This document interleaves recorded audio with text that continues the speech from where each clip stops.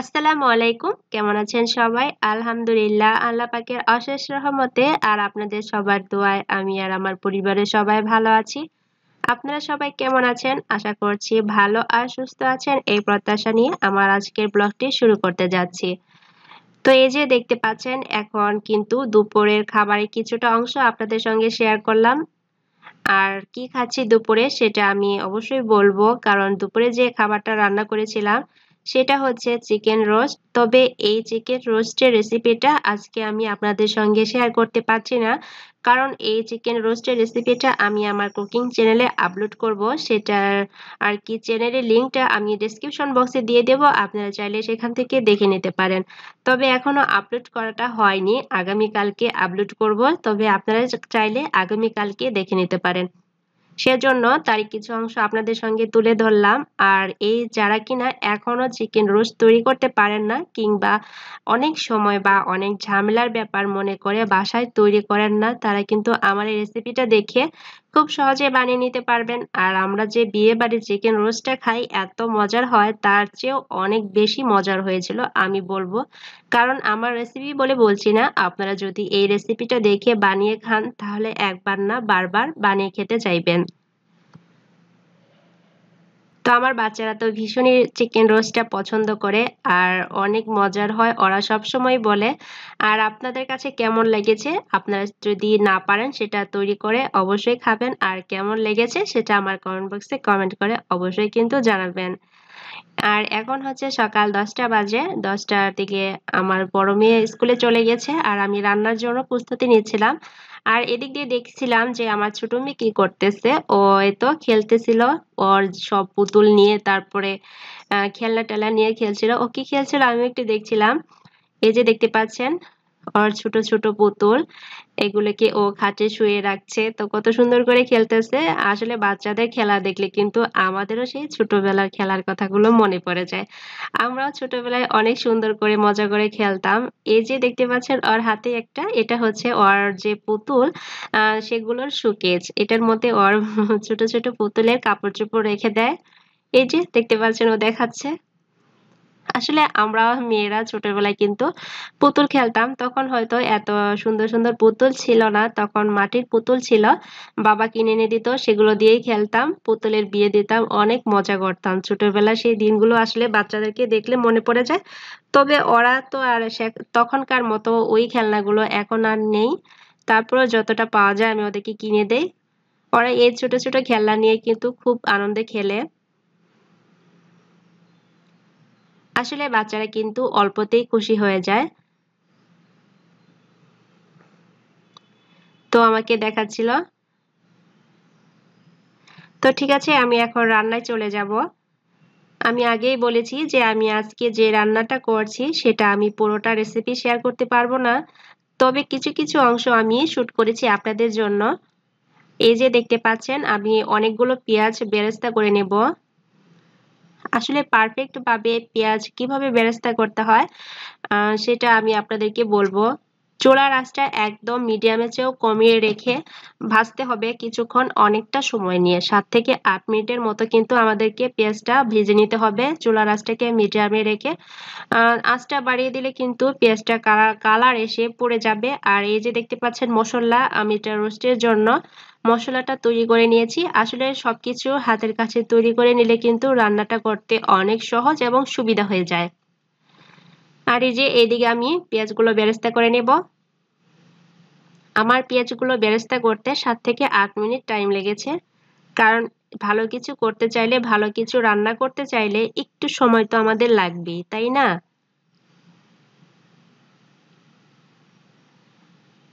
আর তাড়াতাড়ি করতে চাইলে দেখা যাবে যে তাড়াতাড়ি কালারটাও চলে আসবে আর পুড়েও যাবে। আর এই যে এইদিকে আমি চিকেনের পিসগুলো নিয়েছি। এটা হচ্ছে দেশি মুরগির পিস, আর যে লেগ পিসটা থাকে আমি সেই অংশটাই নিয়েছি, বুকের অংশটা নেইনি। আর এদিকে দেখতে পাচ্ছেন আমার পেঁয়াজ বেরেস্তাটা কিন্তু এখনো হয়নি। তো আমি আপনাদেরকে বলেছি যে একটু সময় নিয়ে ভাজতে হবে। আর চুলার আঁচটাকে একদম মিডিয়ামের চেয়েও একটু কমিয়ে নিতে হবে আর একটু সময় বেশি নিয়ে ভাজতে হবে। যখন দেখবো যে কালারটা চলে আসছে তখন চুলার আঁচটাকে বন্ধ করে নিয়ে তারপরে বেরেস্তাগুলো নামিয়ে ফেলবো। আর হালকা এইভাবে একটু নেড়ে নেড়ে দিচ্ছি। যাতে কালারটা সবদিকে সমান আসে। আর এই যে চুলার আঁচটা আমি আপনাদের দেখিয়ে দিলাম, মিডিয়ামের চেয়েও কিন্তু কম আছে। তো যাই হোক, পেঁয়াজগুলো কিন্তু আমার বেরেস্তা করা হয়ে গেছে আর কত সুন্দর কালার হয়েছে দেখতেই পাচ্ছেন। একটা পেঁয়াজও কিন্তু পুড়ে যায়নি বা কালো হয়ে যায়নি, একদম সোনালী রং হয়েছে আর দেখতেও ভালো লাগছে। আর এই পেঁয়াজটা কিন্তু অনেকক্ষণ পর্যন্ত ক্রিস্পি এবং মুচমুচে থাকবে। কত সুন্দর কালার হয়েছে দেখতেই পাচ্ছেন। আর এই যে আমি দিয়ে দিয়েছি সেই চিকেনের পিসগুলো, এখন একটু হালকা ভেজে নেব, তবে খুব একটা বেশিক্ষণ কিন্তু ভাজবো না, কারণ এটা দেশি মুরগি। খুব একটা বেশি ভাজতে গেলে শক্ত হয়ে যাবে। যদি ব্রয়লার মুরগি দিয়ে করতে চান তাহলে সেক্ষেত্রে একটু সময় বেশি নিয়ে ভাজতে পারেন। আর আমি এখানে কোনো রং অ্যাড করিনি, জর্দার রং মিশিয়ে। আপনারা চাইলে একটু মিশিয়েও নিতে পারেন কিংবা নাও মিশিয়ে নিতে পারেন, আমার কাছে এমনিতেই ভালো লাগে দেখতে। ভাজা হয়ে গেলে উঠিয়ে নিয়েছিলাম, তারপরে আপনারা যে মশলাটা দেখতে পেয়েছিলেন আমি যে বাটির মধ্যে গুলিয়ে নিয়েছি সেটা দিয়ে দিয়েছি। আর ভালো করে কিছুক্ষণ মশলাটাকেও কষাতে হবে, 5 থেকে 7 মিনিটের মতো। এতে করে মশলার যে একটা কাঁচা স্মেল আছে সেটা আর থাকবে না।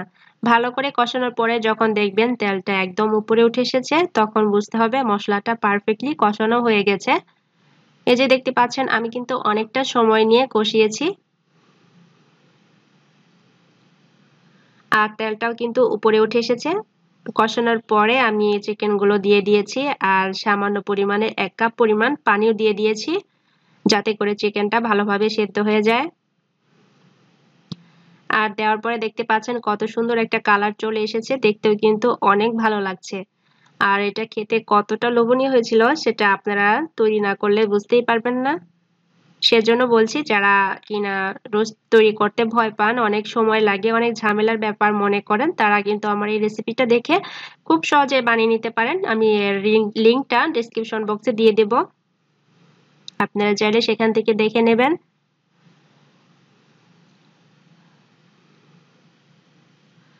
এই যে দেখাচ্ছি কত সুন্দর হয়েছে। আসলে বাইরের খাবার, কিনা খাবারের চেয়ে আমরা যদি ঘরে একটু সময় নিয়ে যদি তৈরি করি তাহলে কিন্তু সেটা অনেক বেশি স্বাস্থ্যসম্মত এবং অনেক বেশি সুস্বাদু হয়। যাই হোক, রান্নার পরে আমি সার্ভ করে নিয়েছি আর দেখতেই পাচ্ছেন যে কত সুন্দর লোভনীয় হয়েছে। আর যেটা দেখতেও সুন্দর হয় সেটা কিন্তু খেতেও অনেক বেশি মজার হয়। আর কত সুন্দর কালার হয়েছে আর কতটা ইয়াম্মি দেখতে লাগছে সেটা তো আপনারা দেখেই বুঝতে পারছেন। তো আমি একটু ঘুরিয়ে ঘুরিয়ে দেখাচ্ছিলাম যে আসলে কত সুন্দর হয়েছে দেখতে, আমার কাছে অনেক ভালো লাগছিল। তারপরে এখন দুপুরবেলা মেয়ে স্কুলের থেকে চলে এসেছে, স্কুল থেকে আসার পর গোসল করে তারপরে খেতে বসবে। তো ওরা তো রোস্টটা খুবই পছন্দ করে, আসলে রোস্টটা কিন্তু সবারই খুবই পছন্দের, আমার কাছেও অনেক ভালো লাগে, বাচ্চাদেরও অনেক ভালো লাগে। রোস্টটা কিন্তু আসলে সবাই খুবই পছন্দ করে, আমরা যে বিয়ের বাড়ি রোস্টটা খাই তার স্বাদটা কিন্তু আসলে মুখে লেগেই থাকে। তো এটাও কিন্তু তার চেয়ে অনেক বেশি স্বাদ হয়েছিল। আমার রেসিপি বলে বলছি না, আপনারা যারা তৈরি করতে চান আমার রেসিপিটা দেখে তৈরি করে তারা দেখবেন আসলেই অসম্ভব ভালো হয়েছিল খেতে। তো আমার মেয়েরা খেতে বসে গেছে বা ওর আব্বু খেয়ে চলে গেছে। বাচ্চাদের খাইয়ে তারপরে আমি খেতে বসবো। তো ছোট মেয়ে হাত দিয়ে খেতে পারে না, তাই ওকে খাইয়ে দিতে হয়। বাচ্চারা আসলে, ছোট বাচ্চারা হাত দিয়ে খেতে পারে না। তো ওরা খুব মজা করে খাচ্ছিল আর খুবই ভালো হয়েছে খেতে, সেটা ওরাও বলছিল। আসলে ভালো কিছু রান্না করলে সবাই যদি প্রশংসা করে তাহলে কিন্তু সেটা শুনতে বেশ ভালো লাগে। তো দুপুরবেলা আর বেশি কিছু রান্না করা হয়নি, কারণ মেয়ের স্কুল খোলা। আসলে যেদিন স্কুল বন্ধ থাকে সেদিন হয়তো অনেক কিছু রান্না করা হয়, কিন্তু স্কুল খোলা থাকলে সবকিছু টাইমলি করতে হয়। এখন খাওয়ার পরে তারপরে লিখতে বসবে, তারপরে আবার টিচার চলে আসবে, সেজন্য কিন্তু সবকিছু টাইম মেনটেন করে রান্নাটা করতে হয়। তো দুপুরবেলা আমি তো পোলাও রান্না করেছিলাম সাদা, আর হচ্ছে এই তো চিকেন রোস্টটা রান্না করেছি, আর কিছুই রান্না করা সম্ভব হয়নি। আর এখন হচ্ছে বিকালবেলা, দুপুরে খাবার তো শেষ হয়ে গিয়েছে, আপনারা দেখতেই পারলেন। তো বাচ্চাদের জন্য কিছু নাস্তা রেডি করছি। আর এই যে চানাচুর দেখতে পাচ্ছেন, মুড়ি ভর্তা করব। মুড়ি ভর্তার মধ্যে চানাচুর দিলে কিন্তু বেশ ভালো লাগে খেতে। আর আমি কিছু মুড়ি ভর্তার জন্য কি কি দিয়েছি, নিয়েছি এখানে আদা কুচি, আর হচ্ছে পেঁয়াজ কুচি, আর হচ্ছে 3টা কাঁচামরিচ কুচি করে নিয়েছি।